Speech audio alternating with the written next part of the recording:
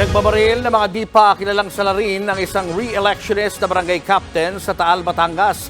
Nangyari ang krimen sa tapat pa mismo ng barangay hall. Nasa frontline ng balitang yan si Jenny Dongon.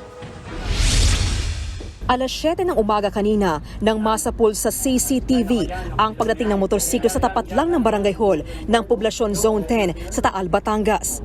Maya-maya, bumunot ng baril ang angkas ng motor at may pinaputukan sa gilid ng kalsada.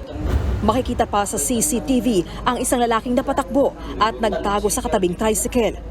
Hindi nahagip sa CCTV pero ang pinagbabaril ng angkas ng motor ang re-electionist na kapitan ng barangay na si Erasmo Hernandez, 59 anyos.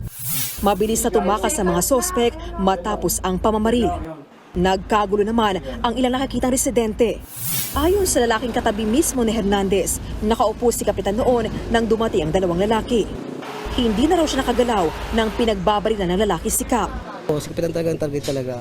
Hindi eh. Hindi target eh. Siyempre, dadamay na yun. Siyempre, nakatalikod ako, nakasangga.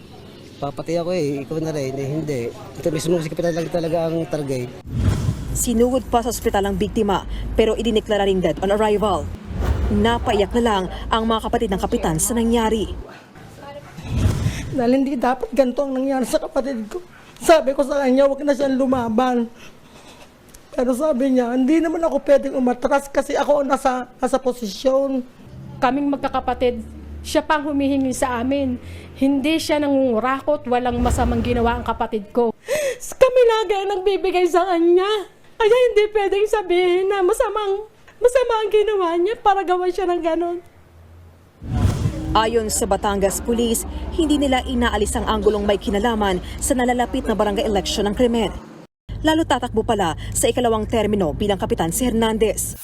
Yun nga lang, walang maisip na posibleng salarin ang mga kapatid ni Hernandez, lalo't kamag-anak din nila ang mga kalaban ng biktima sa politika. Magkakamag-anak kami. Iisa kaming pisa, iisa kaming dugo. Hindi ko basta bahala sa kanila ng Diyos. Patuloy ang follow-up operation para matukoy at matunto ng mga salarin sa tulong na rin ng mga CCTV. Bumuo na rin ang Batangas Police ng task force na tututok sa investigasyon. Nagbabalita mula sa frontline, Jenny Dongon, News 5.